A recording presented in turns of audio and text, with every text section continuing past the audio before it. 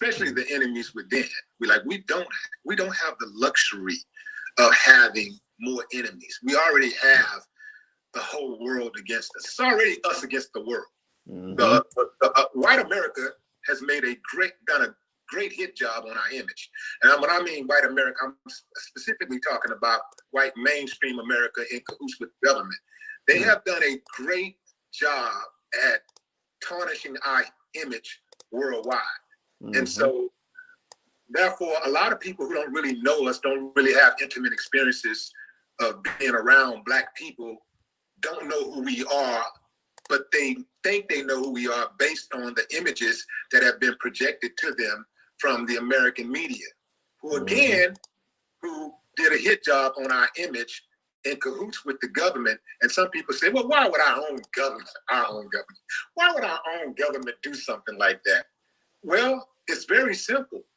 If you are mistreating people, if you're enslaving people and brutalizing people and killing people, if you can make those people look deserving of what happened to them, their fate, then, you can have an excuse for mistreating those people.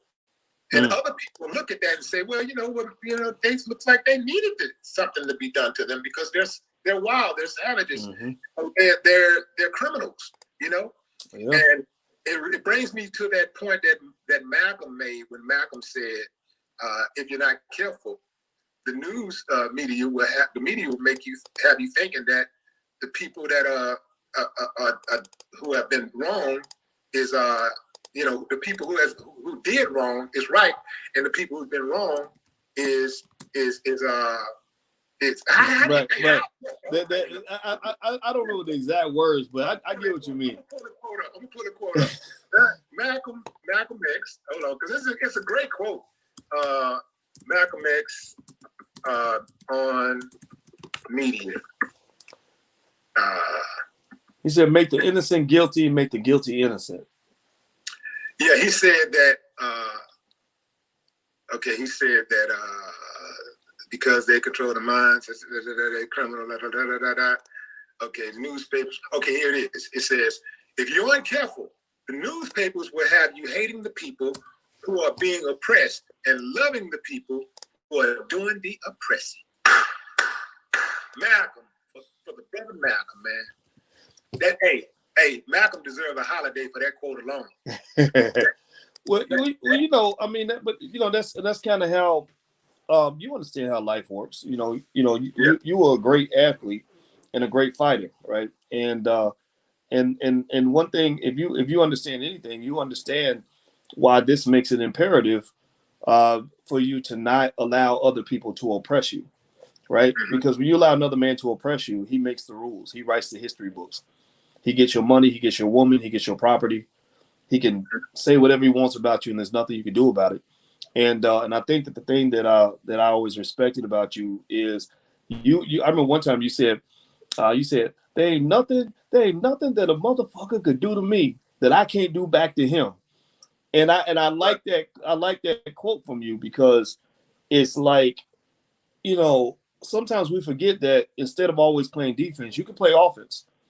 It don't mean, I'm not talking about going and storming the Capitol or being no terrorist and none of that stuff. I'm just talking about, you got weapons you can work with in the sense of not necessarily just weapon. I'm talking about you got your intellect.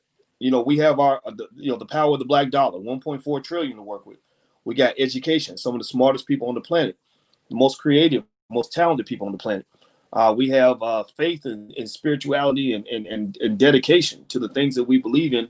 So we become a force to be reckoned with when we come together and focus on unity, love, and power, as opposed to worrying about always fighting against oppression. Like if you always on defense, it's very, very hard to play offense. A team has a hard time scoring. Unless you're the Tampa Bay Buccaneers, it's hard to score points on defense. You got to play offense, right? And when you're playing offense, you're not thinking about defense. You think about getting the ball in the end zone. Like, okay, I spend my time trying to stop you, but now you got to think about how you're going to stop me. And I don't think that we have enough of that in our community. We have a lot of reaction. Like, oh, well, look at what they did. Look at what they're trying to do to us. Well, whatever. They're going to try to do that. And here's the other thing, too. When you're playing the game of power, the game of power is not a game that has very many rules. There's not any sort of serious code of ethics. You can't rely on your enemy to be ethical when they're finding ways to oppress you. So like if I'm LeBron James, I'm trying to win a championship, I cannot expect the other team to have any concern whatsoever about how much they might have hurt my feelings or how the trickery they might have used to beat me, right? Whatever. They don't care. They don't give a fuck. And that is in contrast to how often you will hear some of our people that will just say, well, they don't care about us. Well, no, they don't. Let's go ahead and accept that. So now we can move to level 2, where you say, now that I know that the opponent doesn't care about me, how am I going to win this fucking game? And I don't mean to cuss so much on your platform, man. I apologize. Is that I don't want to mess up your videos now. Okay, I'll make sure, man. But this is really how I feel. It's like once I realize that other man ain't never gonna care about me. He ain't never gonna care about my family. He does not care about my freedom. He does not care about my life. He does not care if I live or die, eat or starve. He does not care. I have to care, right? And that's it. It's a defeatism type of mentality, because I see it all the times in the comments across social media. They don't care about us. This is why they treat us the way they do. And all this type of stuff. Like, fool. They don't treat us the way they do because of two black people were fighting in the damn streets over a piece of chicken. No, they treat us the way they do is because they are evil. Okay, there's certain people who treat you when you just indiscriminately treat people wrong and do evil things to people. That has nothing to do with the person at all. It has everything to do with you. So it's like certain people don't understand is that it don't matter how much education you get. Black people can be the most law-abiding, God-loving, what we like to say, fearing, God-fearing, and a hardworking people in the entire universe. And as long as we're under this system of government, this right here, we're always going to be hated in this country, by government. You got to understand that most of Congress is old white men, and most of these guys, if they wanted to today, all of this killing, the police doing this stuff, they could hold them accountable like that. They could turn it around just like that. They can enact the laws, whatever, enforce. They got laws on the book. They can just enforce it. Boom, just like that. That's who can control that if they wanted to. But they don't want to, because a lot of these cops, in my opinion, are doing their bidding. You see? And this is why it took so long. First of all, this is why slavery came into place in the first place. These founding fathers and these Congress, these members of Congress, remember, they were there during slavery. What were they doing while this huge atrocity was happening? This genocide was happening. What were all of these members of Congress doing? You know what they were doing? They were getting paid. All of them were benefiting off slavery, and most of them owned slaves. All of our major establishments, the Wells Fargos, the Bank of Americas, the Ivy League colleges, the Yales and the Harvards, they all owned slaves. And so when people start talking about systemic, that's what we mean. It's systemic. It's ingrained in the fabric of American society. This is why it's so hard to get justice, because there's so many people that benefit off injustice. Well, how does Boyce Watkins compartmentalize his aggression when it comes to, or I wouldn't even just say aggression. I would say, how does Boyce Watkins compartmentalize playing offense versus when it's time to play defense? Because you said we focus too much on playing defense. We need to play more offense. But I know Boyce Watkins, and I know Boyce Watkins also got a hell of a defense. So how does Boyce Watkins play offense? Mostly because you're putting up points. Boyce is out there putting up points. But every now and then, you got, trying to, you see what you're doing, and they're reacting to what you're doing. So you got to play a little defense to get back before you get back on offense, right? But the goal is if I'm reading you right, the goal is to be on offense the majority of the time, not defense, because that's how you win games. So if you're in a football game and you're playing off, usually if you look at the score, whoever had the ball the longest usually wins. Well, I'll tell you what. You're right. The defense. They say defense wins championships, right? So, defense is a requirement for Black people, and I feel that Black men have a special obligation to think about defense because the man is traditionally a big part of the defense of the family and of the community, right? Physically, financially, etc. So, in my mind, as a Black man, I felt like I played defense every day. When I was in college and I would study as hard as I could, I felt like I was playing defense because I said, the smarter I am, the less likely it is that you can outsmart me, right? When I save and I invest my money to build up my wealth, so I ain't got to go beg nobody for a job, I'm playing defense because if I'm good financially, then I don't have to go tickle a white man's balls in order to feed my family. I can handle that on my own, right? When white people come in our house, it's because they're working for me, right? It's very important, right? This is a Dame Dare shirt, and I wear these shirts like this for a reason because I believe that when you are looking eye to eye with that oppressor, it has to be king to king, chief to chief. Mm-hmm. I can't appear in front of you as your servant. I'm not here to be your court jester. I'm not here to bow to you or to get you to take care of me. I'm here to take care of what I got going on, and I'm not even mad at you for what you got going on, and I'm not even mad at you for trying to outsmart me into giving some things away. You could try that if you want to, but it won't work, right? And so I think that overall, that whole playing defense, it pops in a lot of different categories. Like, so for example, you got to play defense up here, So when you're building Black media, like Willie D, you got 600,000 subscribers on your YouTube channel. I got a few 100,000 on mine. We're playing defense. We're playing defense of the mind because there are so many people that are pushing brainwashed bullshit out to our community to try to get us to line up like a bunch of little squirrels. That you have to have men and women in the community who say, no, let us give you a different narrative. Let us have some media that's in there so that you'll hear a different message, so you can hear from our people instead of just hearing from their people. I think defense is played in a lot of different areas. Obviously, there's the physical part. You have to think about things like growing your own food. When you get down to weapons and security, right? That you can go to that extreme, but also when you look at oppression, right? Like I really thought about it. I said, what is it that on a typical day will make a Black man feel oppressed and depressed?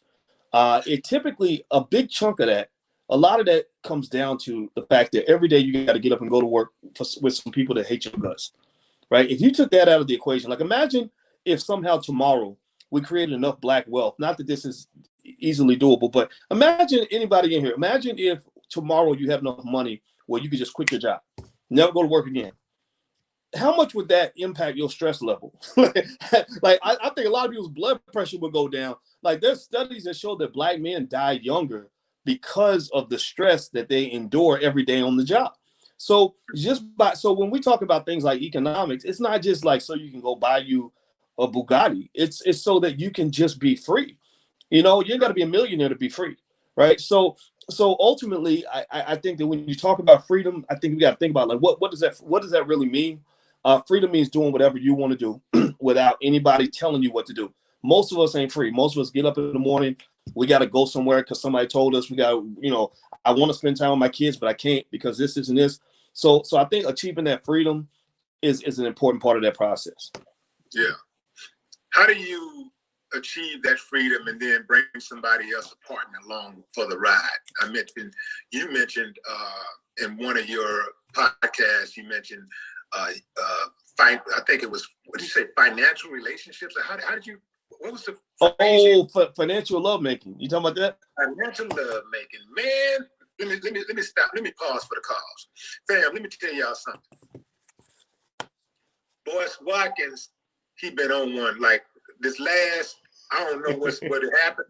He's always he been dope, but like this last like several like months or so, he been like killing it.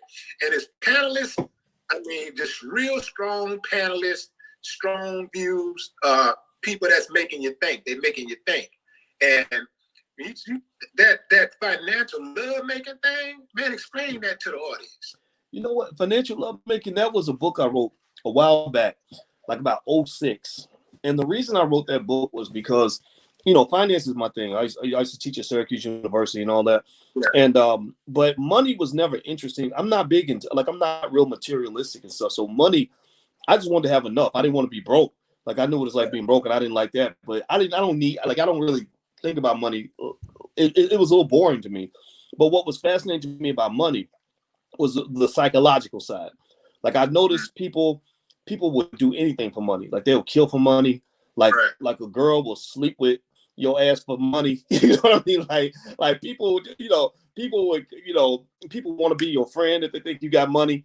And it made me just notice how people, like, because of, like, when you have a lack of money, you end up the people with money can control your life. Like, if I got enough money and I say, hey, I know you live in Chicago and you like it there, but I want you to come move to Cincinnati, and I'm gonna pay you an extra $20,000 a year. Well, people will move to Cincinnati, right? And you know that, right? Because you yourself have money. You've been around people that have money, so you see how money has that power.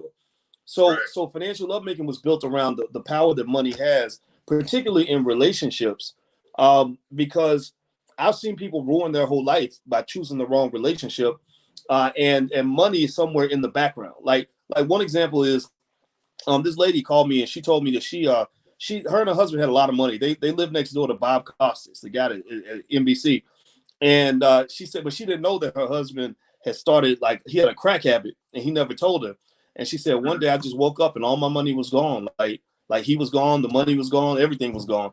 And then there was another one where there was a lady who had married, like, this basketball player, and he played overseas and they were making big money or whatever. But he wasn't really an investor. He didn't save the money. He just, would just live good. And then the money ran out.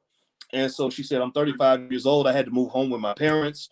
When he wasn't making money no more, he got all depressed and abusive and all that. And then he left. And it was like all these stories I was hearing. And a lot of the stories I was actually hearing from women, which made me think about how I want to raise my daughters. Like, I raised my daughters to help them understand, like, you need to have your own money, because I don't want some man controlling you with his bank account. I think it's okay for you to pick a man with money, because I think that there's a natural attraction to that for women. But I'm like, you need to have your own, right? Because that's the source of a lot of abuse. So it was just kind of going down that rabbit hole that led me to explore a lot of things, to realize that you're not really just talking about money. You're really talking about how it wires into all these other parts of your life that you don't even think about, or how the relationships you pick will also affect the money, your financial situation. You married the wrong person. Look at Scottie Pippen. I mean, his crazy situation. Look at what Dr. Dre's going through, the poor guy. But I don't know what kind of stress he's got, but the poor guy's got an aneurysm and all that. Like, and he's writing big checks to his ex-wife. So I kind of feel like you got to be conscious of that. It's all about consciousness, being aware of your environment and aware of how every choice fits with every other choice, and it's all connected. You can't act like who you choose to spend your time with is disconnected with what's going to happen in your financial life. It's all connected. Right. So if somebody would ask you what's more important, money or looks, what would you say? It depends on if it's a man or a woman. On average, for women, I think money will trump looks. I think that a ugly guy with a lot of money is going to do better than a good-looking guy who's broke in a Burger King uniform or some shit. If you look at those two extremes, but it's not true for everybody, right? And also, it's not true. It's not consistently true for every stage in life, right? So maybe a younger woman is going to look for something different in a man than an older woman, and so she might pay attention to looks, but also a woman who's financially secure is going to search for a man differently from a woman who is struggling for money, right? So, but money does matter. It does make a difference. It makes a bigger difference for the men. Like, I think men who have money are not really thinking about how much money the woman. Like, I didn't even know how much my fiance was making when we got together, because I didn't care. Mm-hmm.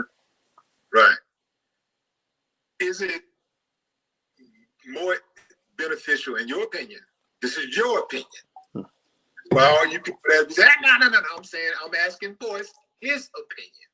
Is it more beneficial for a man to have a woman who doesn't have a job, not a career, not a business, but a job? Is it more advantageous for a man who is well off, who can handle the financial responsibilities for two? What, in your opinion? I think that definitely depends on the man, right?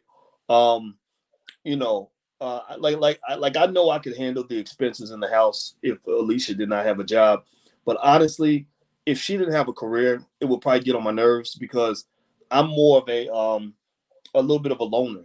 You know what I mean? I need to be in my own zone for a certain number of hours a day so I can focus on what I got to do.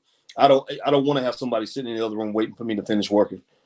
So the fact that she's got something to keep her busy really helps a lot because one area where we're different is I'm not a big communicator like that. Like in terms of I don't know, like I can sit there by myself and not talk to nobody for hours and be fine. Whereas she feeds off of social engagement. She's a socialite. Like she wants to have the parties, bring people over and everything else. And that's good because that balances me. That allows me to be more social through her. But sometimes it's like I don't really feel like talking right now. And so when you're an introvert and you're dealing with an extrovert, the extrovert thinks that the introvert's being rude because they're not talking, and the introvert kind of feels like the extrovert's being overbearing or it's exhausting, like mentally exhausting, So I would argue that it depends on the man, but I think that everybody should have a sense of purpose, right? So if you don't have a career, which I think is fine. I mean, actually, I think the most important job of a woman is motherhood. I think if you're a mother, there's no job more important than being a mother, right? But I also believe that it should be the woman's choice to decide if that's where she wants to focus her energies or she wants to do something else. But you can't complain about somebody that's really, really loving your children, right? I feel like if you're a real man and you got enough money, why not make sure your children have the best and have all the attention that they need? So I support that. Right. Well, what about the idea of a woman working and, like for most women, and I know y'all women, y'all about to be mad at me, but man, this is the truth. I studied this shit. Most women, they're not going to put anything before their career. A woman has a career. That career. Now, they might say, oh, I love my children, or I love my husband. But if that boss say, look, I need you to stay here till 9 o'clock. She don't stay there till 9 o'clock. Look, I need you to work on this day. I know y'all was supposed to be going on that vacation, but I need you to stay here because we got to get this project finished. Hey, look here. She got to, if she wants to not go in or whatever, she has to call and get permission to not go in. This is when they say boss, this is the boss, right? This is her boss. If you were to try to do the same thing, hey, babe, look here. I need you to get off work early and come go with me to this banquet. Oh, baby, now you know I ain't gonna be able to do that. Well, let me check. Let me call ask my boss. Like the way I'm looking at it, I'm like, it's like, who this, and I know this is work, and I know people gonna try to break it down and say, well, work is different. It's a different responsibility, and you just got to do what you got to do. But what's more important, work, or what about doing what you got to do for your man and your household, and the continuity of that? What's most important? If I might sit back, I'm not saying I'm gonna do this every day or whatever, but at some point I might sit back and say, well, damn, why you don't make concessions for me? Why you never drop everything you're doing to go do something I ask you to do like that, but you would do it for the job. I'm just throwing it out there, fam. But it's like you say, it's different strokes for different folks, and I think it comes down to how it makes you feel, But I just think I just be looking at how a lot of women, when it comes to their careers, they will drop everything to get their task done for the job. But Not so much if their man asks them to do the same thing. The man is supposed to be more important than their job. And I know dudes who have lost their careers trying to adhere to a woman's demands and like, you know what, I'm just gonna, damn man. I know dudes who ain't even married, who wasn't even married, who decided that, man, I'm gonna go up here to this, I'm about to blow out of the company's credit card money on some strippers, you know what I'm saying? Like it seemed like to me like men and women prioritize careers differently, and jobs differently, because men will make excuses. If a man can hook up with a woman, he gonna do everything he can to try to get off of work and get off work early or not go in. If they got something planned, he trying to make that happen. But I've noticed that not so much on the woman's side. Again, I'm not trying to attack women. I love y'all. Know I love y'all.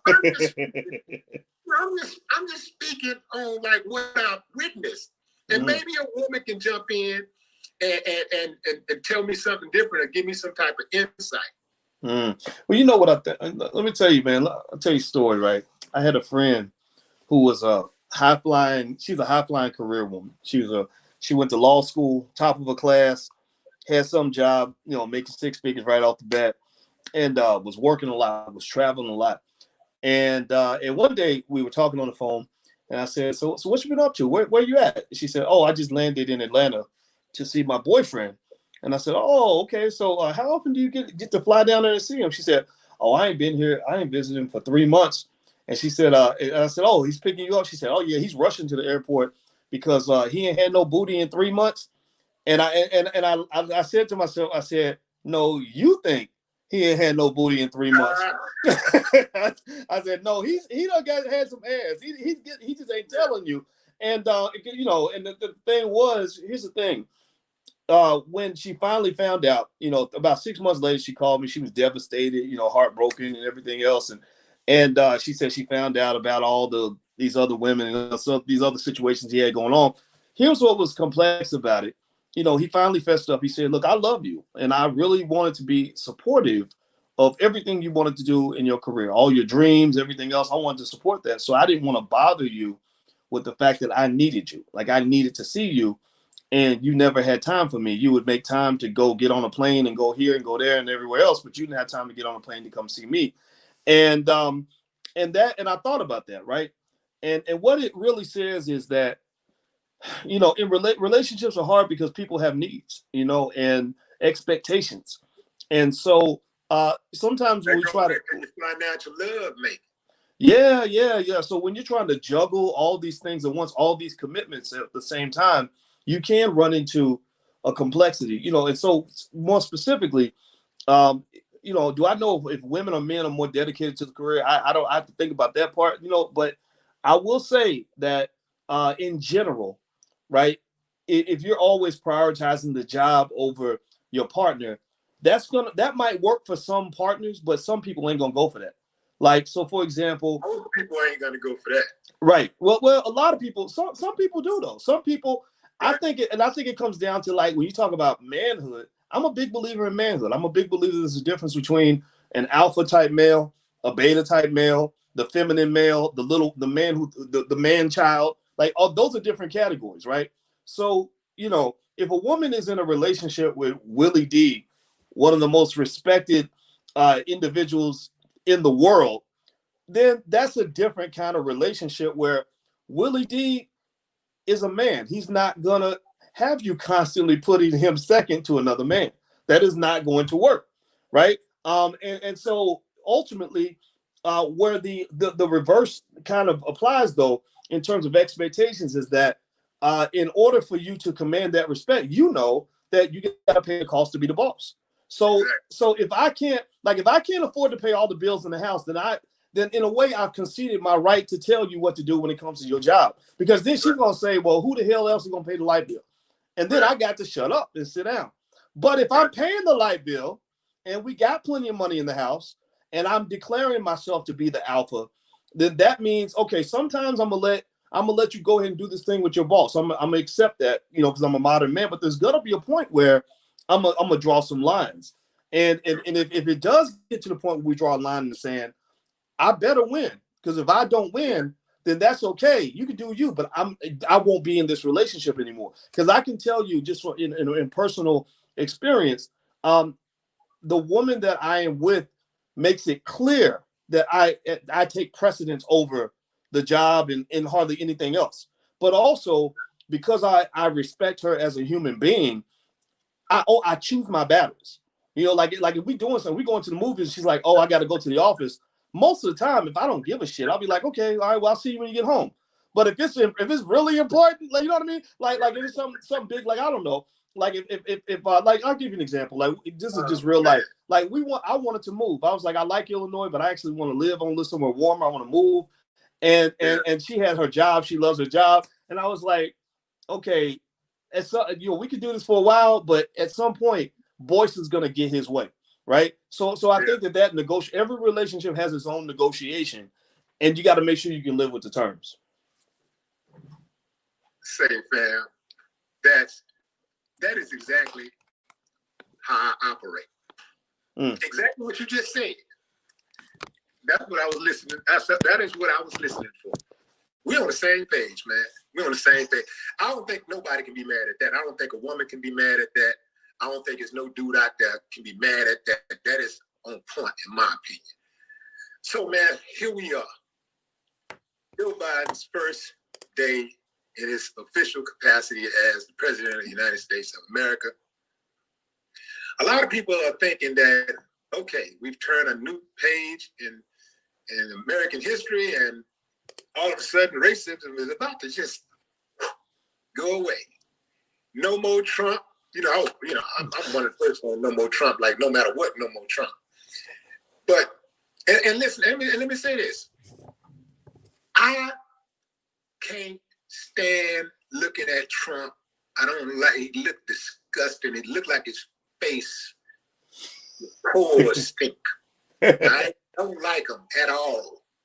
I think he's one of the he's one of the worst human beings ever existed. I think the world is worse off because he was born. That said, it took me a while to come to grips with actually voting for Joe Biden. It took me a while because I was right there with you the whole time, and I think I came in maybe 2 months before. I was like, man, I can't do it. No. I got to get rid of this motherfucker. He got to go, man. I just want to let me get rid of him. I know Biden got his issues. I know he's gonna be a problem. I know we're gonna be talking about let's get rid of him in about 6 months. I just got to get rid of this mother. Let me get rid of him first, no matter what. But for those people who are not perhaps as cynical as I am, those people who really have hope that Biden is going to make things miraculously different racial-wise in America. What do you say to them? I think that if you're really trying to understand American politics, I think the best thing that people can do, if your goal is to not be an asshole, is try to put yourself in the shoes of the other person. And even though I did not vote for Biden or Trump, when I put myself in the shoes of a Biden supporter, my belief is that the majority of people, most of us are slaves to the two-party system. We wish that there was another option. Most people I know that voted for Biden, I know they didn't vote for him because they love him. They voted for him because he's better than Trump. And I get that. And I think that where I'm slightly different on that train is that, I saw I don't like when you box me in and only tell me I got two options. I can't. I'm not even going to legitimize that system. And so I'll create a third option. And the third option is no, I don't got to vote for nobody. And so when people will say, yeah, but if you don't vote, then we're going to have another 4 years of Trump. Well, I just made the decision that another 4 years of Trump is better than another 4 years of being a chump. It's either Trump or I'm a chump, right? So to me, feeling like I felt like a chump in the sense that there is a point, and it's gonna happen. It's gonna happen in this election. It may not have happened completely, but it's gonna happen. Every election we get closer, there's gonna just be a point where a lot of people say, "We're not doing this no more." Like you're not going. Every election they come up with something to scare everybody, get everybody riled up and stuff like that, and it's emotional, and then everybody feels like, okay, I got to go ahead and just do this, right? And I get that, but because Trump is not a guy that you can defend as a president. He's not built for this. I've been following this man for a long time before the politics. You could ask me about him in the 90s, and I would have said, yeah, this guy's kind of an arrogant white guy. But it's like, at what point, do we go from, again, from the defense to the offense? When do we go from preventing the disaster to chasing something that is that's better and prosperous and more abundant for us? How do we go from sort of this fear of losing to a desire to win? Because we voted the voting for Biden for a lot of people was a defensive vote. We got to get Trump out of office. We got to, COVID gonna kill me. This gonna kill me. That gonna kill me. And I don't necessarily think you can gain freedom that way, and you certainly can't defend freedom that way. Any community that has ever had freedom had to fight for it. You had to sacrifice for it, and also you had to be able to defend it. And defending the freedom means that that people are gonna try to scare you. They're gonna try to scare you into giving your freedom away, and you can't let people scare you. So a Trump presidency, another 4 years of Trump did not scare me. I felt like, I survived the first 4 years. I survived the second 4 years, but I get it. I think Biden, if you look on the bright side of Biden, he is he's more presidential. He's better for the country. He seems to, at least on the surface, be trying to bring people back together. That's what we need, because the big challenge that they have right now is they have about 80 million people that they've defined as almost like terrorists.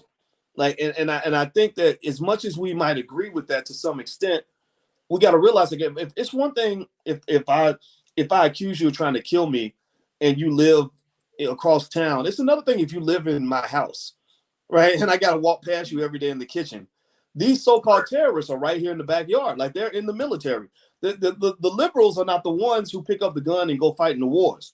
The wars are usually fought either by the white boys from Alabama, or the brothers from the hood, whatever, right? Like, those are the people who fight. The poor tend to go fight these wars. The Republicans are the ones who pick up the guns and do all the other shit. So you're basically saying that any Trump supporter is pretty much a terrorist or a terrorist sympathizer, and half your military is connected to those people. That's a bad formula. Like, that's something where there's got to be a better way to make your point than to try to marginalize 80 million people. I don't think that's going to work. And it's going to, and the reason we should care is not because we care about those people, but because we care about ourselves. Because if you fuck up America and destroy this country, then we all lose. Everybody loses. That's why, for example, the capitalists should be the socialists, meaning, you have people that are mad because the rich people are taking all the money and the rich people don't want to pay no taxes and all that. Well, if you're rich, you should want to pay more taxes, because if you keep starving people out and not, paying your fair share, then your whole country is going to crumble. So all these riches that you have won't matter anymore. So we got to find a way to keep the country together. That has to be the top priority. Right. In that regard, what would be a good first step?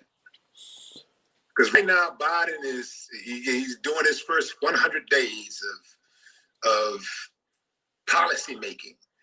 And right now, they say he's going into the White House. As soon as he get there, he's going to sign over 100 executive orders. He's going to flip most of those executive orders that Trump signed in the law. So and maybe you can't think of one, but maybe you can't think of just one, but maybe, 2 or 3. What would be 2 or 3 good top priorities if he came out swinging and you saw him do it? You say, oh shit, Biden, hold on now, he might be all right. It's a good start. Well, first of all, what I want from Biden is not realistic for him. You know, I want reparations, right? Yeah. I want a conversation on that. You know, you want the black vote, you expect black people to show up for you. You got to show up for us. I would like to see that, and that's why I support, you know, like what Ice Cube was doing and all that. I felt like that was my presidential candidate, was what Cube was doing. I said, this is what I'm voting for, right? Period. But I think for in terms of what's best for this country, I think a lot of his orders are not that bad. The one that got my most attention was when he said he wants to create a path to citizenship for 11 million people that are not in the country legally. That's going to dilute the black vote. I believe that's a long-term play, because I think that when they saw the groundswell of black people that are kind of asking for more in exchange for their vote, I think that worries them. They're like, okay, we can't keep black people at bay forever. Eventually, they're going to smarten up and realize the game. So we're going to go ahead and start bringing people into the country so that the black vote has a lower percentage of the total population. And so that whole illegal immigration play, I think, is where they're preparing for the next election, because they said, okay, well, we barely got by this whole Ice Cube thing this time. Next time, though, it's going to be more structured, more organized, and more impactful. So we got to have a plan B, right? I got to go start a relationship with the side chick because my wife is getting suspicious, right? So I think, but I think for the most part, most of what he's doing, in my view, is really reestablishing the respect that we can have for the presidency, that the respect the United States had throughout the world. Trump's biggest crime, in my view, in my opinion, I didn't have a big problem with the fact that he wasn't a nice guy, but the problem I had with him was I did not feel he was presidential. You know, like, leadership requires it requires strength. Trump is a fighter. You know, I mean, if you look at his history, I mean, he went to military school and all that. And when he was in military school, like, he was the leader of his. There ain't no fighter, man. Trump. Let me tell you, Trump will fight. Raise his hand one time, do nothing to defend himself. All he do is pay people off. Man, that sucker ain't no fighter, man. Well, let me just say this. Let me say, I hear that, but let me just say this. When you look at his bio, he was in military school a long time. And his father's argument was, I'm sick. Wait, say it again. He cheated in military school just like he cheated in college. He probably did. He probably did. He probably did. But remember, though, that, you know, you don't, like, he bought a $400 million building at 28 years old, and it wasn't just because his daddy gave him the money. There's a certain type of makeup you have to go through these battles and be able to find a way on top. How old was he? 28. And how much was the building? About $400 million. It was the Concord Hotel, I think that's what it's called. Okay. Boyce, now you know like I know. Now you study this whole legacy stuff and building wealth and all of that stuff. Now you know like I know. If you put a certain system in place for your families going down the generations, if you do it right, you can have 3 generations of crackheads and they couldn't blow the family fortune if you set up the structure right.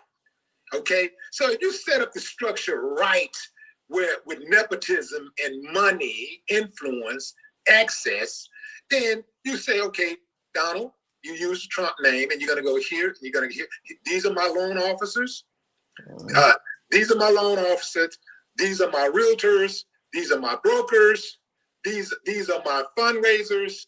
And you basically turn your portfolio over to him. You turn your Rolodex over to him. And all this sucker got to do is, okay, I want to do a deal. The Trump name. Come on, Boyce, man. Come on, man. Oh, I don't doubt that at all. Give him some credit for following directions. Well, you know, I don't doubt any of that at all. And the thing is, you know, because I study his father's life too. And here's the thing. Right. Yeah. The thing is, it's supposed to be like that, though.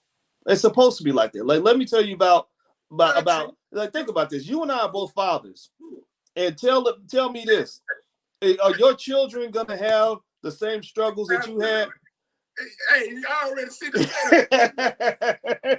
Right. You're right. You're absolutely right. It's supposed to be like that. I just hate when people give him credit. Like, something that was your daddy, nigga. You ain't did nothing special. That's true. That's true. But that's the thing, right? When you talk about this wealth and power game, it's a team sport. You know, you're not supposed to, you know, like a basketball team, you're not supposed to be the point guard and the center and the power forward and the coach. You have different positions that people play. And the thing is that that kind of wealth and power comes across generations. So so I'm not sitting here trying to say Trump is a great guy. I don't think he's a great guy, but he got a head start for sure. When you know, when a lot of my friends were 25 years old, trying to pay off their student loans or whatever, you know, Trump is making multi-million-dollar deals because his father, Fred, put certain mechanisms in place to make sure his kids were in a certain position, right? So, and so Willie D, same thing. You know, your son's a brilliant young man. Yeah. Now, was your son at that event, or was that your daughter that I met? I'm trying to remember the event you had in Houston. The roast that your boy was at. My son was at the. Was my son at the roast? My son and my daughter were at the roast. Okay. Both were there. Okay, so I met both of them there. Yeah, like you know, your children are brilliant, and they're not. Their struggles will be different from yours, and a lot of the struggles you had, you know, are gone because you changed the generational curse that many of our families have. So my children, same thing. My kids are not going to have economic struggles because I'm gonna do my job as a fucking father, you know, and make sure that they're in good shape, right? And somebody's gonna be like, well, the only reason you have this and this is because your daddy did this for you. And it's like, you're damn right, because that's what daddies do, right? We take care of our children. So so I don't knock that part. But I do think the shortcoming with Trump, to me, a lot of it came down to that narcissism. He's a textbook narcissist. He also was just a guy who just wasn't presidential. You know, he's not somebody that should be representing America. Like even Barack Obama, as much as we can criticize Obama, which there's a long list I can lay out, at least he was presidential. He carried himself in a certain way. He thought about things before he said them. You know, Trump would be out here tweeting, misspelling words and shit. You know what I mean? Like that's not what a president's supposed to do. And I think that's the reason why I'm kind of glad he's gone, so we can kind of have some grown-ups running the country now. Decorum. Right. So that I definitely can see that point. I just get tired of the Democratic Party shenanigans where they up here trying to scare black people into buck dancing, you know, and doing whatever. Like they're gonna come get you. Like, no, don't be told. Don't you know, even when they refer to like if you call somebody a white supremacist, I'll listen to you because I feel like you have a license to use certain terminology. But when they're saying the other side is white supremacist, that I have a problem with that because I'm sitting there thinking, but you're a white supremacist too. Like stop that, you know.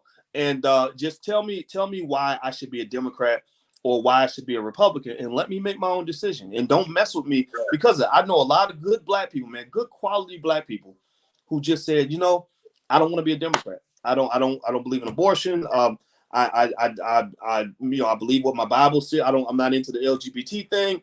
I'm not into the feminism. I'm not into the other stuff, the immigration stuff. So I'm gonna go vote over here, and it's their right to do that. That's the thing. Like I don't think it's my right to say, oh, you a coon because you voted for somebody different from me. We're all in the same cage. You know, you have a lack of choice, just like I have a lack of choice. Maybe if you know, I know a lot of people that voted in my own family who voted for Trump because they had no other choice, and I have people in my family that voted for Biden because they had no other choice. If you were giving them a third option, they would have definitely taken the third option. And what I chose to do, is my fucking right to do that. Like I'll let nobody talk me out of that, right? As I said, you know, I'm gonna pick another party just because. And so I picked libertarian, but I'm not even a libertarian. You know, like Alicia voted Green Party, and she was like, "Do you know what the libertarians believe?" I said, "Yeah, we believe in liberty." I started using "we" and shit, right? Not really. No.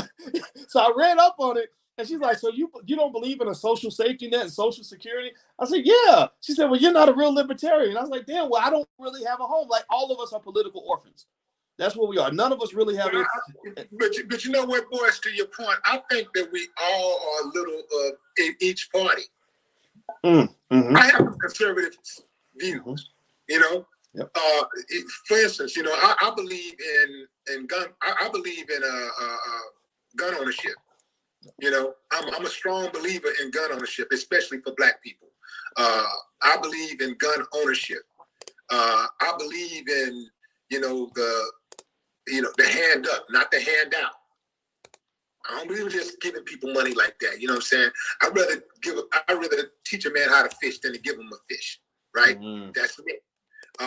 Not saying that all conservatives are that way, because, a lot of conservatives, they get free stuff all the time, but they just they just get a lot of big free shit. So they see other people getting, welfare checks or whatever, and they try to look down on them, but they getting big old ass tax breaks and things of that nature. That's free stuff, right? But and then when it comes to the liberal side of things, I do believe in a woman's right to do what she wants to do with her body. I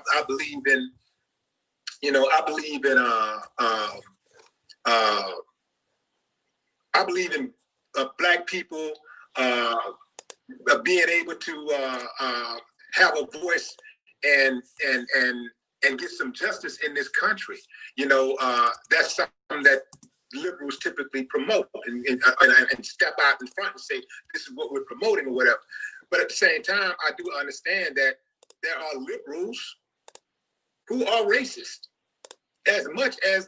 just as much as the conservative dude is racist.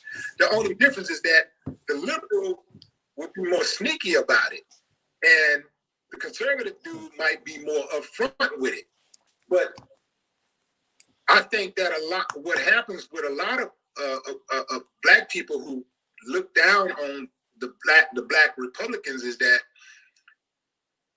the Republican Party attracts the in-your-face racist, the Klan. They claim it.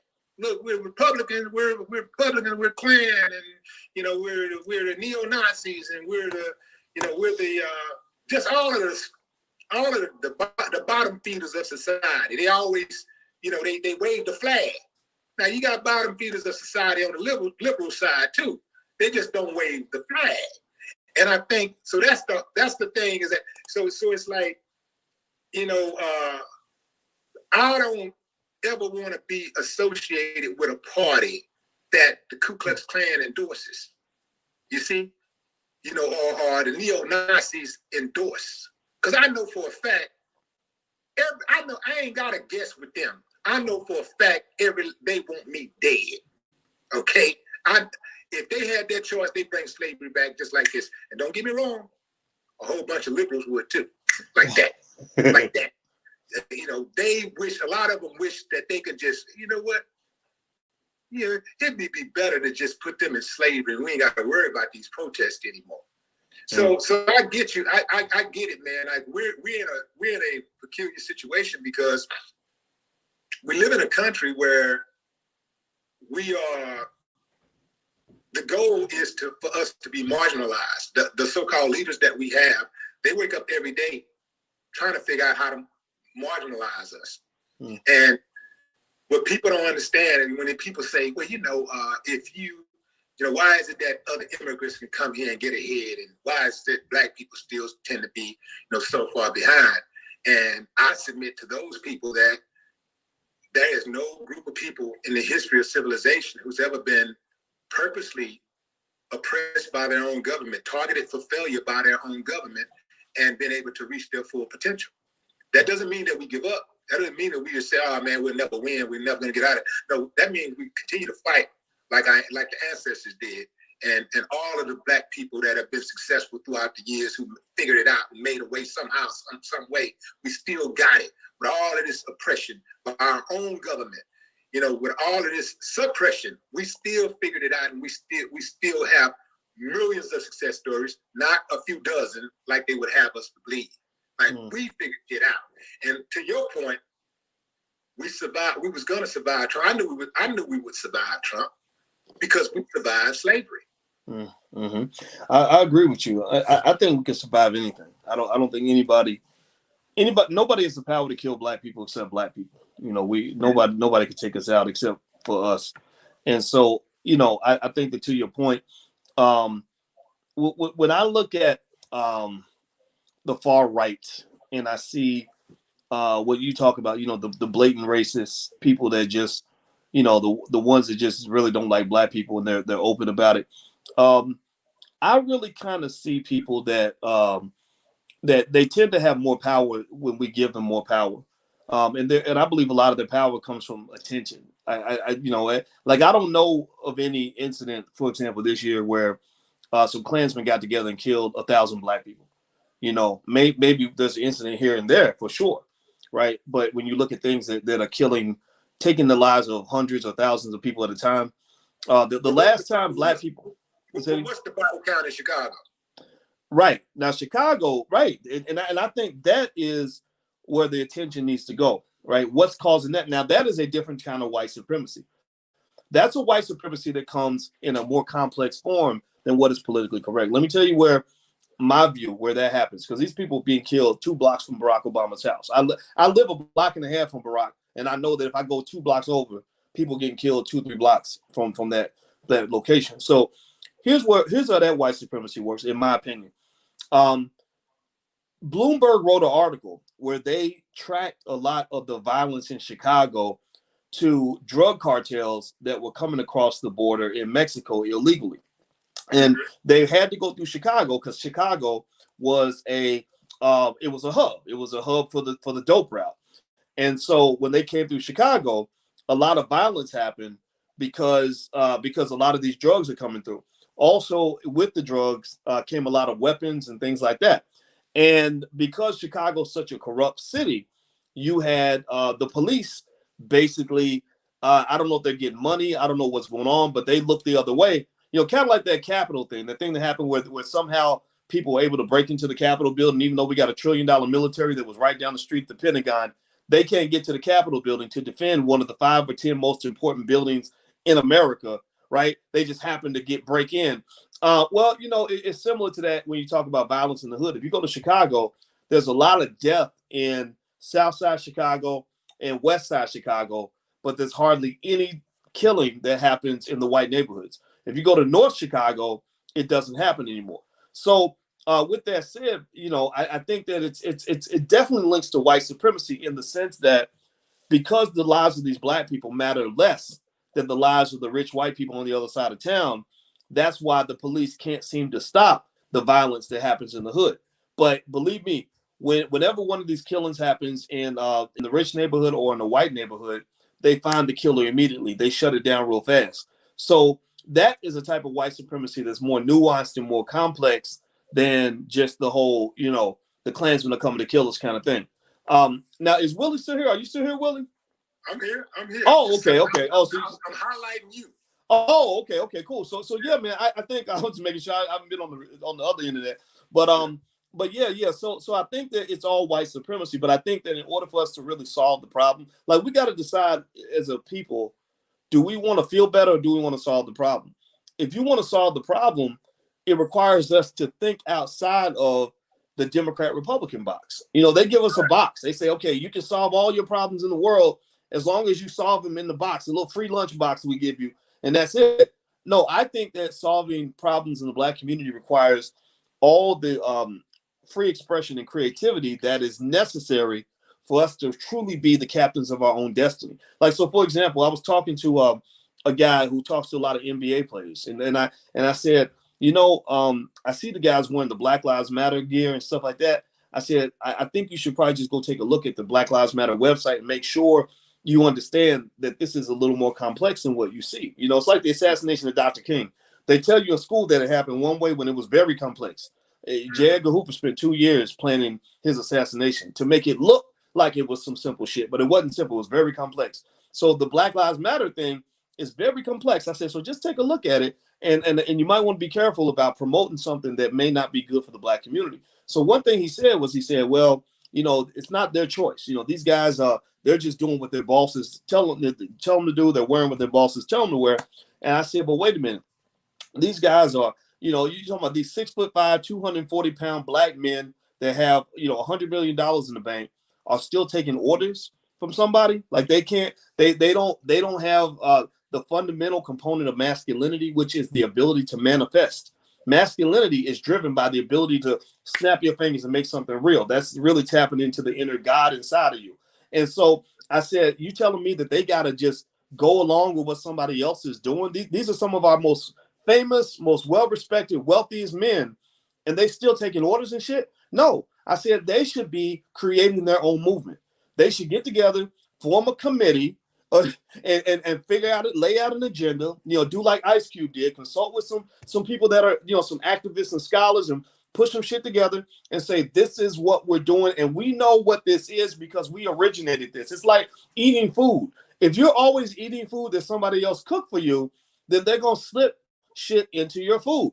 You're eating food that was made by your oppressor. Intellectual food, political food. We always eating this poison ass food, and then we wonder why we dying of cancer. It's the same thing true politically. Otherwise, we're eating poison food, and our communities keep dying. Like our wealth. Think about this, man. We've been sitting around doing the same shit for 40 years. Our wealth has gone down. How in the fuck are we doing all this voting, all this marching, all this praying? We're supposed to have all this success, and our wealth is going down?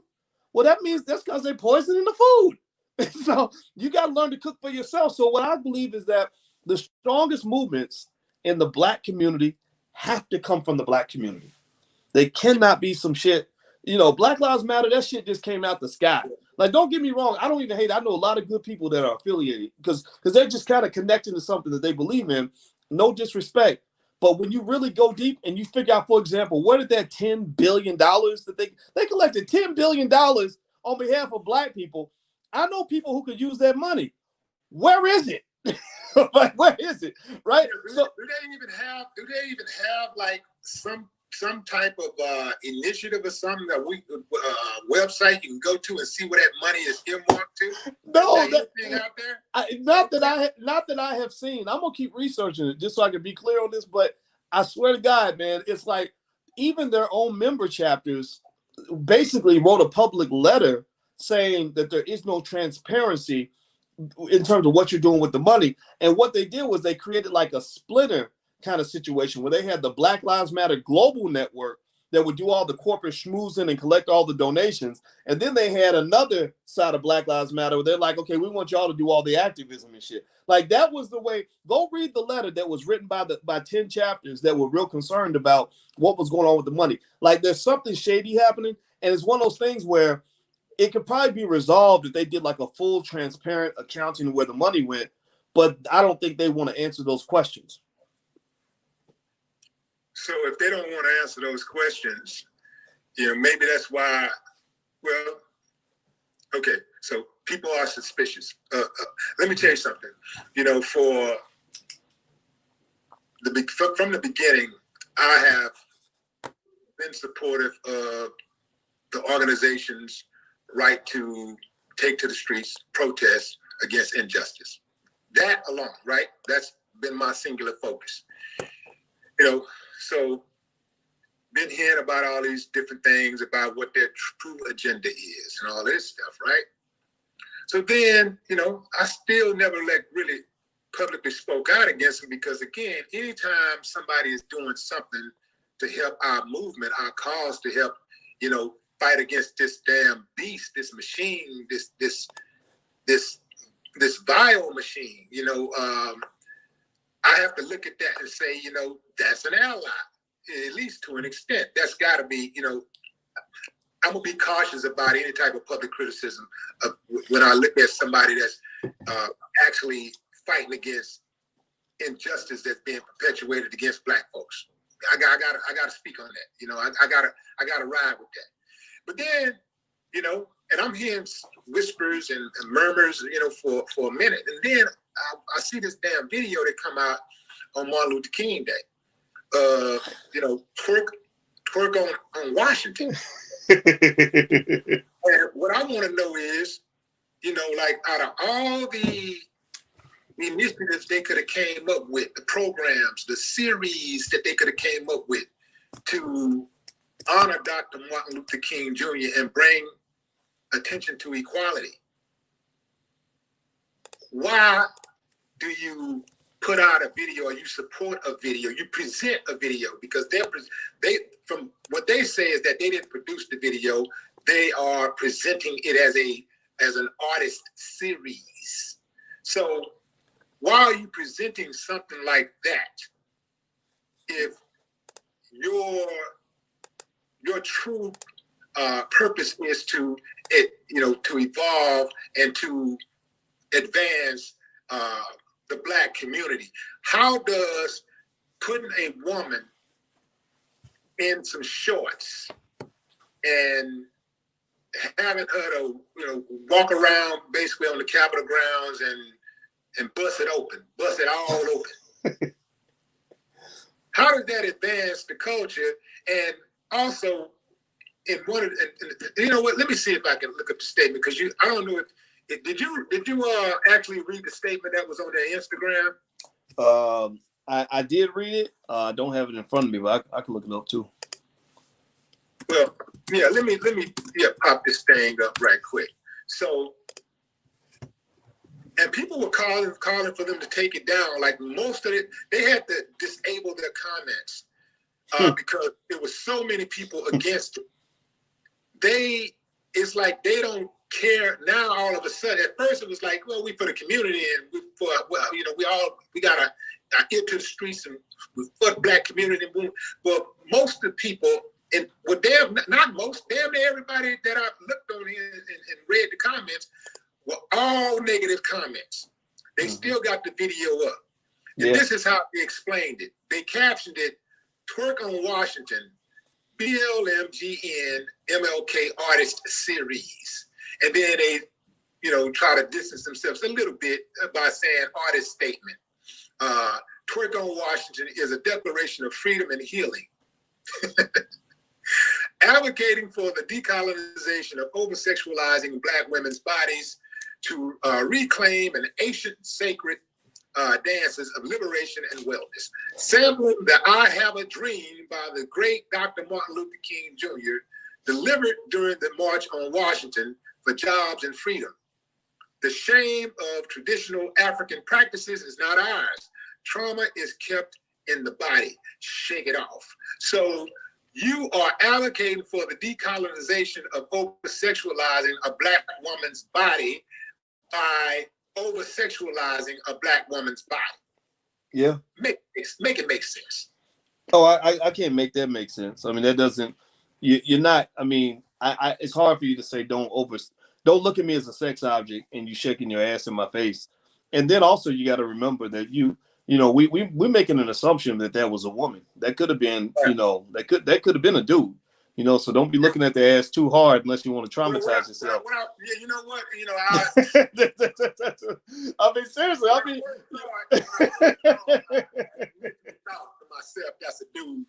And turned around, and I said, I don't know, because I don't know. Well, but here's what I'm concluding, right? It's like it's not so much that they don't have a right to represent what they represent. Like, we got people in this world that are LGBT, transgender, all of that stuff, right? I don't have nothing against any of that at all. What I do have an issue with is when you try to hog up all the oxygen in the room and basically you say, well, we represent what it means to be Black.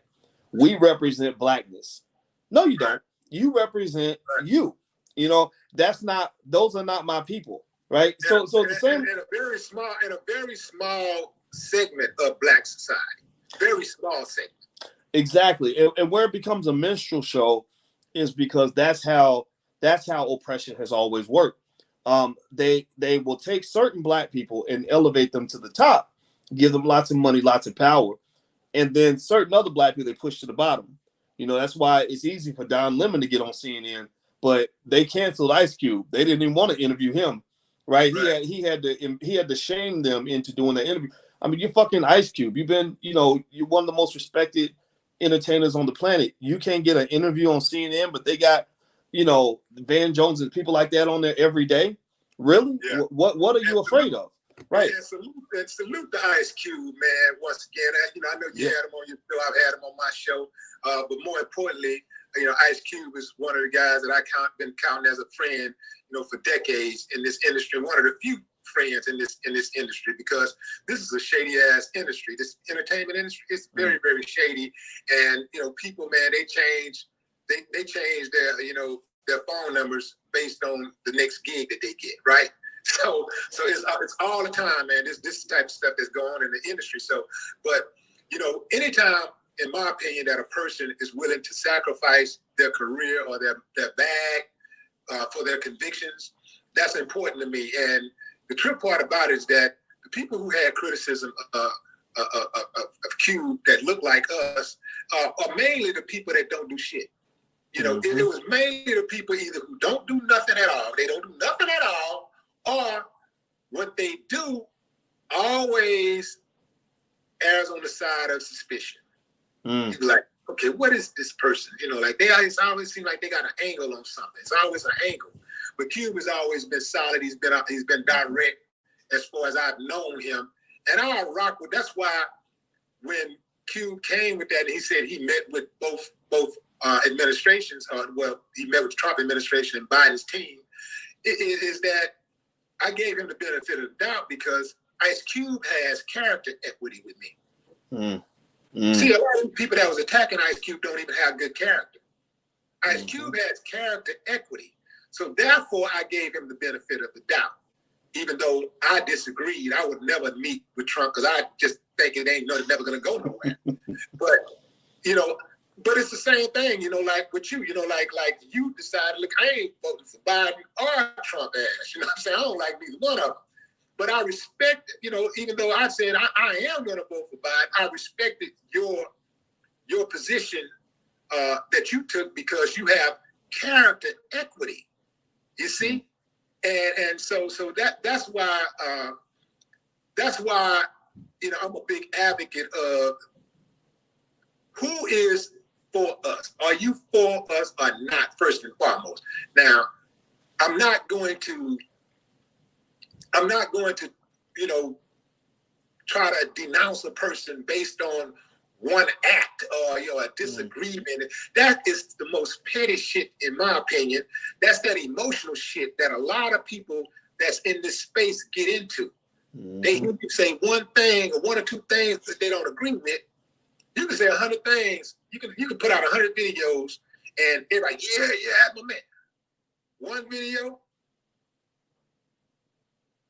The next video, yeah, man, he compromised, man.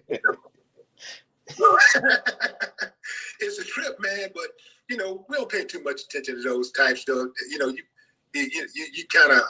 they kind of fuel the fire. You dig what I'm saying? Yeah. So now we are.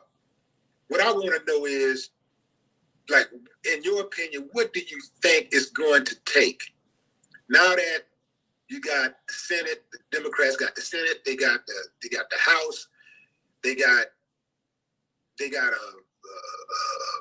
Democratic president, they got a Democratic vice president. In your opinion, what is it going to take to not have a committee for reparation hearing, but actual reparations, just like they sit there and talk about like they sit there and have meetings on what the budget gonna be for the stimulus. Oh, a stimulus is coming. We just got to figure out how much.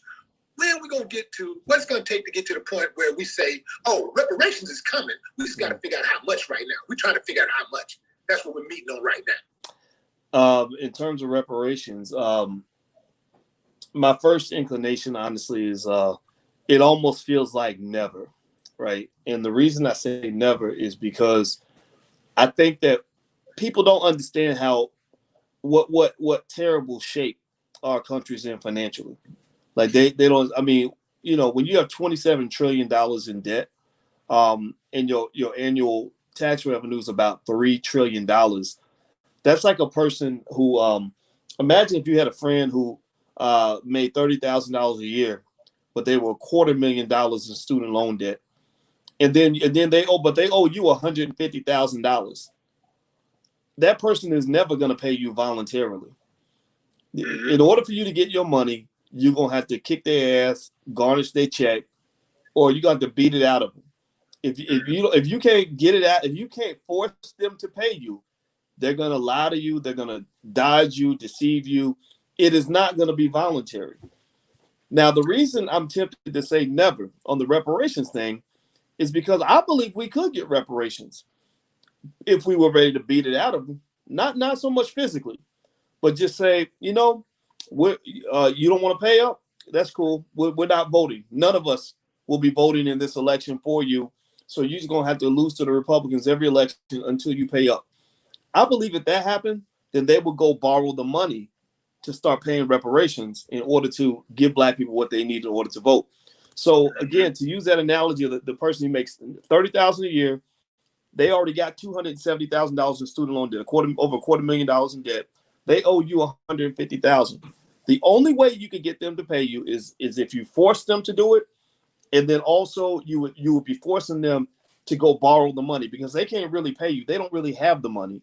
But imagine if they had a credit card where they could go borrow the money, and until you make them do it, they're going to always say, "Well, I just don't have the money. Look at my budget. Look at how much I got to spend on this, and this." And so the Democrats, their interesting situation is they look at black folks. They're like, "Yeah, we owe you a solid. Y'all always come through for us. We love you, but look, we got to take care of the immigrants. We got to take care of the Jewish community. We got to take care of the people from other countries. We got to take care of LGBT. We got to take care of this. We got to take care of the white women. We got to take care of all this other stuff.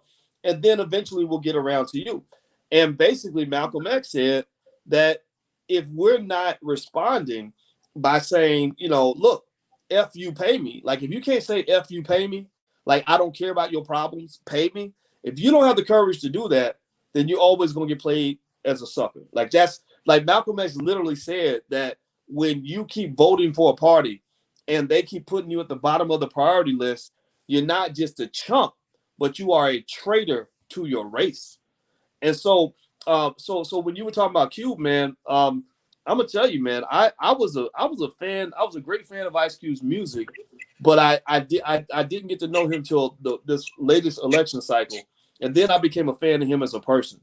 And so I think that what happened in that Ice Cube situation was I think they didn't know what to do with the black community because they're not used to the black community exerting masculine leadership. They're used to the black community exerting feminine leadership because the women kind of take the lead. And so it is easy for a guy like Biden, he's like Bill Clinton, kind of, could probably dated some black girls in his life, whatever. It's easy for him to step in as the hero because daddy's not home, and the women are unprotected, the children are unprotected, so he gets to make himself the hero. Well, the black man has stepped back into the picture, so now we are officially a competitor. So that's why in this election, you see the black women, they're all celebrating Kamala Harris and they love Joe Biden. The men are sitting back like this, like, fuck you, and a lot of it's because, there are certain members of the community who will not be disrespected.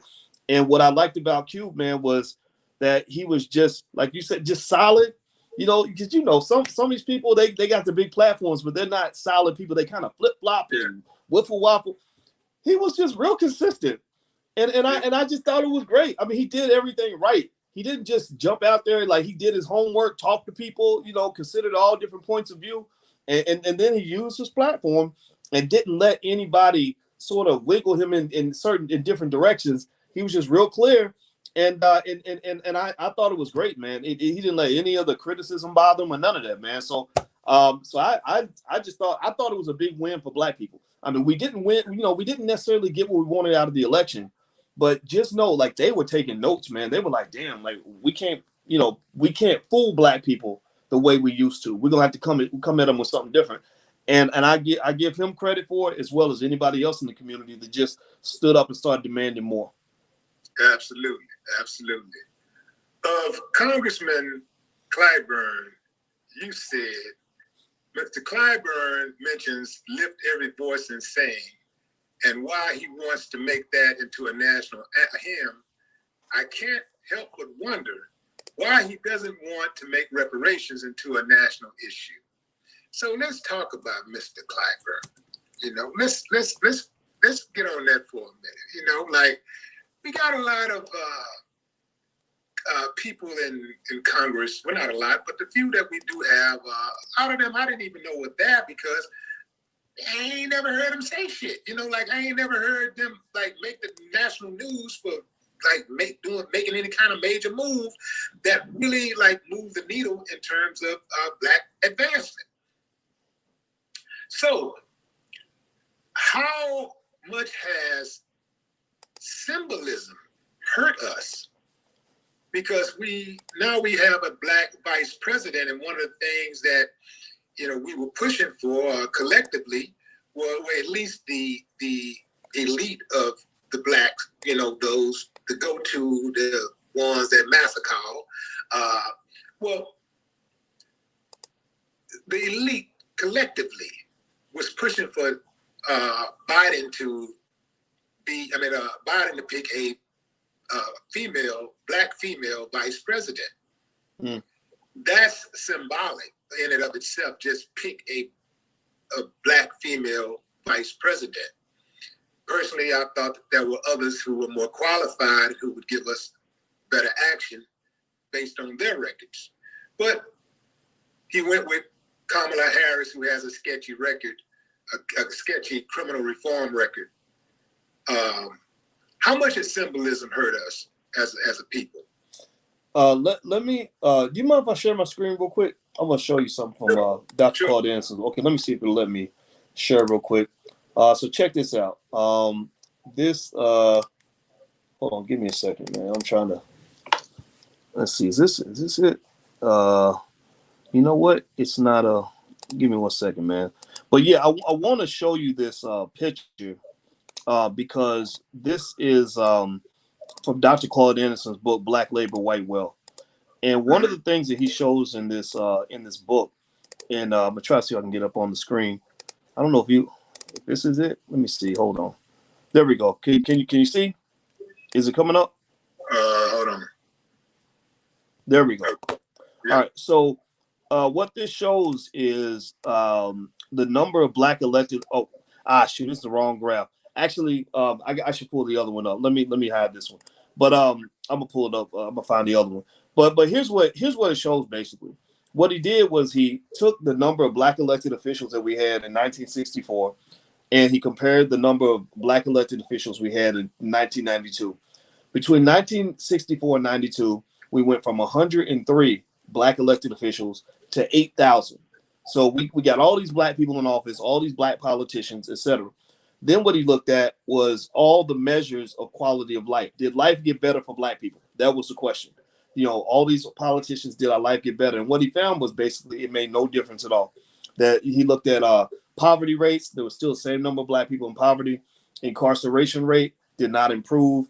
Incomes like nudged up a little bit, but didn't really improve. None of that, right? So what he was basically showing is that getting Black people into office doesn't make a difference in terms of the quality of life for Black people. Where it does make a difference is you feel better, and that's where that symbolism comes in. Symbolism, like Cornel West talked about smoking the symbolism crack pipe. That's kind of what symbolism does. Is it just makes you feel good. It's like a drug. Drugs will make you feel like your life is better, but your life isn't any better, right? And you need more of the drug just so you can stay high. That's how you numb yourself from your reality. So we have a reality that's pretty messy in terms of the fact that, just start with the wealth thing. I think the wealth thing is real important. The wealth thing keeps on going down. And there's people that know exactly why it's going down and they know exactly how to stop it. But the politicians are paid not to listen to those people. Even when Obama was in office and Obama kept saying, we want to help solve the Black wealth problem, the Black unemployment problem. Yeah, that's important to us. Whenever they had a meeting about Black economics, Dr. Claude Anderson lived right down the street. They never invited him to the White House once. Dr. Julianne Malveaux, who's got a PhD in economics from MIT, lived right a few blocks away. They never invited her once.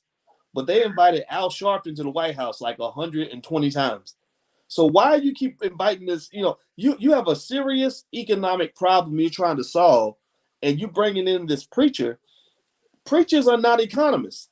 Right. So the thing is that if you want to know if a problem is going to get solved, you got to look at, are you really serious? Are you really seriously trying to solve it, or are you trying to pretend like you solved it? And that's what they do. Politicians love to pretend. So like with Clyburn, I think that with this whole lift every voice and sing thing, I don't care. I mean, make it the national anthem, pledge of allegiance. I don't give a fuck. Like, but that's not gonna make a difference. That's just a feel good type of moment. And I think that there are enough people out here that I think get that, and I think that's where the war kind of kicks in. Where when you were talking earlier about playing defense, well, that's what people like. That's what our job is. Our job is to see through the bullshit and to say, no, this is not enough. This is not acceptable. And it's gonna get on people's nerves, but who cares what they think? But they know we out there. Like that's why most of the black people on MSNBC, they all block Vicky Dillard on Twitter because Vicky Dillard stays on their ass about it. And that's what you do. You fight for what you want. You don't get mad at the opponent for taking what they need. You should get mad at yourself for not going harder for what you need. That's it. It's a battle. We got to learn how to fight. Period. Yeah. Have you seen that? And I agree 100%. Have you seen that new series on Discovery Channel called Undercover Billionaire? I saw it one time. Sorry, one time. Yeah. I think it's pretty interesting, but what did you conclude? Well, when I saw it, it didn't. I mean, it just looked like a regular TV show. What was something I should have called it? Okay, so yeah, so the premise of the show is for this billionaire white guy named what is his name? Something Glenn. I can't remember his first name, but this guy goes out and he decides to get rid of all of his resources, all of his money. He can't have access to any of his money. He decides that he's going to give up everything and start a new a business, $1 million business in 90 days. He's going to create $1 million business within 90 days. But he can't use any of his resources, his connections, his money. And he's going to start with $100 and a jalopy truck. That's all he got. He goes to the middle of Erie, Pennsylvania, a town where he knows no one. And this is where he decides he's going to set up shop. So he gets there. He got $100 to his name. So his idea is before he can start concentrating on building $1 million company. Oh, and let me say this. He chose Erie, he said, because he had to find a place. He wanted to find a place that would not be too expensive to live in, but also had potential for growth to build $1 million business. So he chose Erie. So he goes there and he decides that, before I can actually build this business, I need to not be struggling to live. So he decides it's going to cost him about $3,100 to live in Erie for 90 days. To Erie for 90 days. So first thing he does with his $100 is he buys some food, and then he tries to figure out where he's going to live. And he gets a hotel for one night, and then he starts going around looking for scrap metal and stuff like that to sell, stuff to haul on his truck, anything to just make some bucks and add up. So he goes from finding scrap metal and stuff at junkyards, and then tires, industrial sized tires for vehicles, large vehicles, selling that stuff. And then he takes that money and he purchases a used car, a new used vehicle. He flips that vehicle, purchases another one, flips that vehicle. Now he got a few $1,000s, and now he's ready to take the leap. And now he's got enough money to live off of. So now he starts to thinking like, okay, now I can concentrate on my $1 million idea. His $1 million idea is to start a restaurant. This barbecue restaurant and all this stuff. But before he can get to that money to do the barbecue restaurant, he takes his money from the car sales and purchases a house. For like, I think he bought the house for like maybe $45,000, ended up selling it for $80,000. And so he does all of these things, and he's doing it at warp speed because he has this goal, but he's undercover, and all of the people that he's working with don't know who he is until like the day before he tells them. So then, one person finds out, and then a few days later, he has to come clean to everybody else. But anyway, I was just wondering how realistic did you think it would be for somebody to start with $100 and create $1 million business within 90 days? I I don't know. I don't think I could do that. That's a tough one. I mean, that's $1 million business is tough. But one thing I like about that concept is a lot of people forget that that most of your wealth is not your money in your pocket. Most of your capital is what's in your brain, like what you know how to do. It's in your free time, your labor. Like you could do labor and get cash for that, right? You can consult, help people with things. So what I find is that people that know how to make money, they have what I call OPP. OPP stands for opportunity, patience, and perspective. So people that build wealth, they tend to be able to spot opportunities. Like I got a cousin who's 34 and never went to college or nothing, but he just always has money because he knows where to go get it. You know what I mean? And and so it's kind of like that ability to spot opportunity means that like if I'm in a room and everybody's thirsty, I'm not the person who's gonna say, "Man, I'm thirsty. I hope somebody comes in here and sells some water." I'm gonna be the guy who says, "Oh, I can sell the water." You see what I Right. mean? And so being able to spot opportunities is very important. Patience and perspective just comes from having like a longer term view and knowing that you plant your seeds, you let them grow and all that, right? Delayed gratification, right? I like farmers. Farmers plant seeds so they can get a harvest. If they don't have a harvest, they know it's because they didn't plant seeds. They would never expect a harvest if they plant no seeds. But a lot of people don't even think about that basic idea that when you have no good harvest, you got to go back and say, well, did I plant any seeds? Or if you have a bad harvest, you got to say, well, what seeds did I plant that created this cause and effect that's going on in my life right now, right? So I think that those basic ideas make a difference. But I would say, like, I know when I first started doing business, I didn't have all the cash I wanted, but I had a lot of hustle, a lot of stuff going on here. And I would also listen to like podcasts of entrepreneurs, and they would tell their stories about, just how they started from with nothing and the steps they took. And then it kind of became demystified. Like a lot of making money to me, I think it comes down to like buy low, sell high. Like you talking about the guy, he just did these flips. He bought the car for this price, he sold it for that price, he got the profit off of that. And that's how a lot of people make their money. Buy low, sell high. Yeah. So his thing was that he wanted to eliminate struggle first, like struggling to live, because he felt like he could not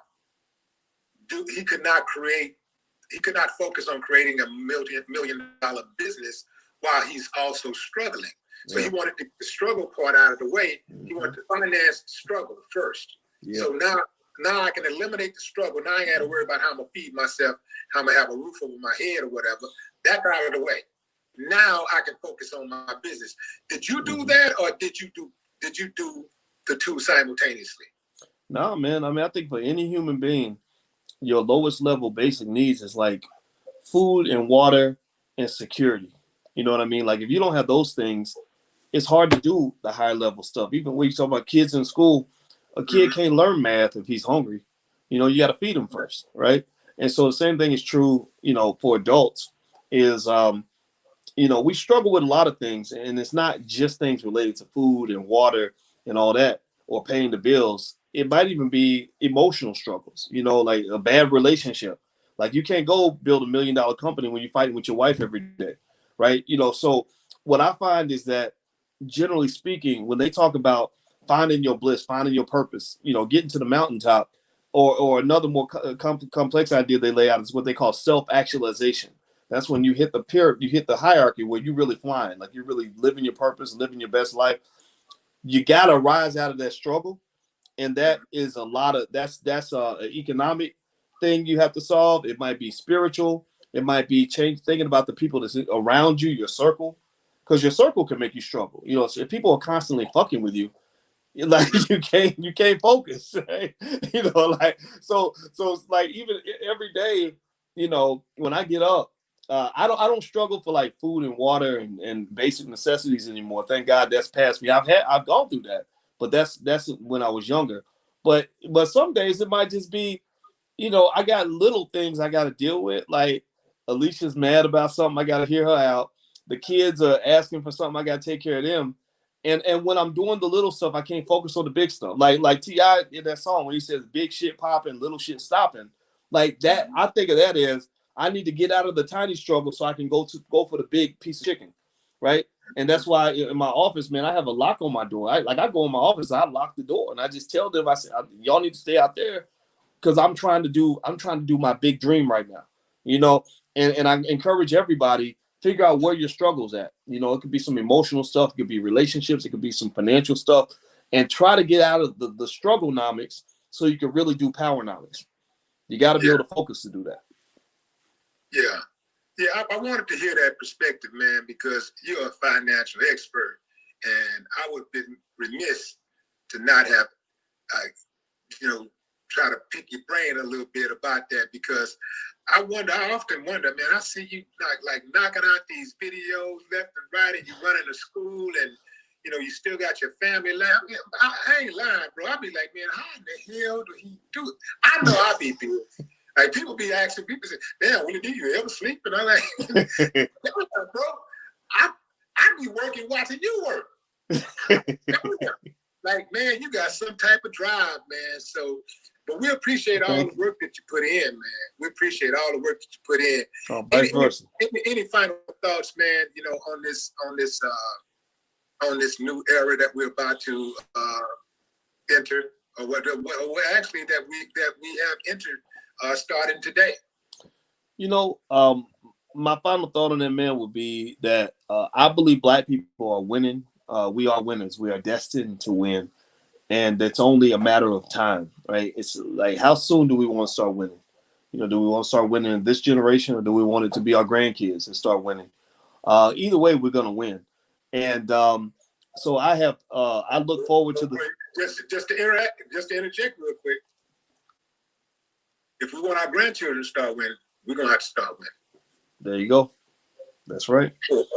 We may not get to the mountaintop with them. Go ahead, Dr. King. May not be that we get there with you, whatever, however he said, but we gotta start it now. We gotta start winning now so that they can win even bigger later. There you go. There you go. And everybody ain't going with us. Everybody ain't going with us, man.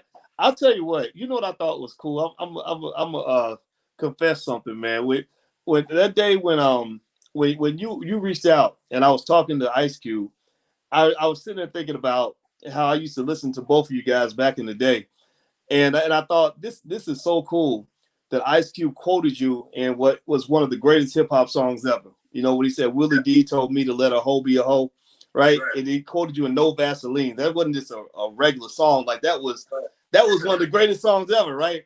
Right. Well, I kind of feel like that analogy applies when you're talking about building in the Black community. Everybody ain't gonna reach the mountaintop. Everybody's not trying to move forward. Everybody's not trying to win. Everybody ain't ready. Maybe they'll be ready a generation or two from now, but everybody's not ready. And some of us are maybe we're just ahead of our time. We really out here trying to fight. We're really out here trying to win. We're not trying to be held back. We're not trying to be scared. We really want our children on top, right? And so, in a way, I kind of see it as we may not be able to carry everybody with us. We might have to come back and get them later. And sometimes you got to let a hoe be a hoe. Like, let some people that just want to sit behind and want to be ignorant and stupid and backward and everything else. Okay, do you. I'm not going to fight you. I'm not going to struggle with you. Because remember, we just talked about that, right? You can't rise to the mountaintop when you're struggling, trying to carry somebody that don't want to be carried. So what I really want to do, man, is I believe that if you consider the very best of us, like you talk about the talented 10th of the community, meaning people that, not talented 10th as far as education and all that, I'm talking about talented 10th in terms of commitment to Blackness, in terms of courage, in terms of maybe it could be intelligence or vision or just commitment. I think that with that group of people, we can go as far as we want to go. Like, and not just to equality. I mean, fuck equality. I don't care about fucking equality. Right. I think we can win. Like, I believe that our children can be better than white people. They could be doing better than white people are doing. Yeah. You know what I mean? That's a good point. That's a good point that you made, Boyce, saying the hell with equality, because once you get equality is constantly changing. So I might be they may be here, and we're trying to reach here. By the time we get here, they're here. Mm. They're here. So we'll never be equal. Well, you know what? I don't even care about it. I don't even want equality. I want to win, right? I don't, like think about it. In a football game, you don't play so you can tie. You play so you can win. And I believe I don't really get offended when I see a white man that might be a white supremacist, because honestly, he could accuse me of being a black supremacist. Because I believe that if you put white supremacy and black excellence in the same room, black excellence is going to win every time. There's no other group of people on this planet that survived slave dungeons, the Middle Passage, 250 years of the most brutal slavery known to man, 100 years of Jim Crow, 40 years of mass incarceration, and still coming out on top, still shining, still moving to the head of the pack. So we are special, and I think that's important for us to understand is how special we are. And when you spend all your time constantly reacting to the whims of inferior people, then you don't get a chance to take a moment to reflect on how special you are, how great you can be. So I think that, to that point of playing offense versus defense, I think we should play offense because I think that we are built to win. I think we have everything we need, man. And we got $1.4 trillion in black economic power to go with it, and probably another 50 trillion in black intellectual power and spiritual power. So we go to win. There's no question about it. Can't nobody defeat me. It's not doable. So there you go. We're gonna win. We've been winning. We already won. You dig what I'm saying? You don't like it? Kick rock, sucker. Boy Watkins. Hey man, my honor. It's been a privilege, man. This has been one of our best streams, man. I really appreciate you coming on, and this is a poignant day to do it, man. That's right. This is a hell of a day right here, man. This day is gonna go down in history. Yes, it is. Yes, it is, man. Well, it was an honor to be invited, brother. I appreciate it, and I look forward to you can come through my channel anytime, and I'll come back anytime you want me to, man. Good to see you, homeboy. Follow Dr. Boyce Watkins on Your World. It's Your World. Your Black World. Your Black World TV. Your Black World on YouTube, and then you got the Dr. Boyce Watkins channel, right? Yes. And then you can also go to drboycewatkins.com. That's DR.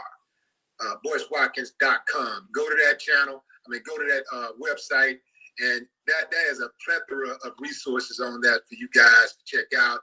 And if you're serious about getting ahead, if you're trying to figure out what you need to be doing, if you're trying to figure out even how to get in the stock market with a little money, just a little chump change, you ain't got to have a whole bunch of money. He gives some great advice on stock picks and stuff. So, in fact, I got to brush up on mine and get at him real soon. I got to tell you about this new stock that I invested in too. That actually, well, you know what? You already know. I jumped on it because of something you said. Really? Yeah, the marijuana stock. Oh, you talking about Tilray? Tilray, yeah. Yeah, that thing went up over 100% this month. That's a good look. Yeah, I jumped all over that bad boy. I think over the next probably I think over the next 2 to 3 months, it's gonna probably 3x, 3 to 4x. I think over the next 2 to 3 months, it's gonna 4x. Well, you know what's funny is I got to research it to be sure, but I believe Joe Biden is the reason that we made all that money because Democrats want to decriminalize marijuana, right? And then Kamala Harris. See, here's my theory is that Biden is not going to finish even his first term. I think Biden's going to resign before his first term is over. He definitely ain't doing a second term. Well, if he resigns, who becomes president? The vice president, Kamala Harris. Well, Joe Biden wants to decriminalize marijuana. Kamala Harris wants to legalize it. So I believe that the minute you hear about Biden resigning and that Harris is going to take over, you're going to see the cannabis stocks shoot through the roof. That's my theory. We'll see if it plays out. What's the difference between decriminalizing and legalizing? Decriminalize means that, like cops are going to have other things that are higher priority. Like they'll be like, okay, this is not legal, but we're not going to lock you up for it, right? Whereas legalization means, there's nothing happening. Like you got your weed. It's just like having a candy bar, right? That could present a problem, though, because jaywalking is not legal either, but cops choose who they want to enforce it on. And you already know, anytime that they have the latitude to decide what they want to do, then black people are disproportionately targeted. Yeah, yeah. I got a cousin, man. I got a cousin that just got some years in prison over some weed. I think he had a lot of it, like he was transporting a lot of it, and Mhm. I think he was in the state. I don't know what the law in Kentucky is on weed, but whatever it was, man, they gave him like about 3 years. So they still locking people up for weed, you know. But I don't know what his exact situation was. But yeah, so weed is not it's still not safe, right? Like they can still arbitrarily enforce it, and that's why I hope that they create clarity around it. Because when you got all these different laws that change from state to state, like I mean, what are we supposed to do? Yeah, yeah. Get your act together, America. We ain't playing with y'all this time around, man. We come to get ours, man. Like Martin Luther King said, cut the check, There you go. Cut the check. sucker. All right, man. Good to see you, man. All right, you take care, everybody. All right, All right, peace. man.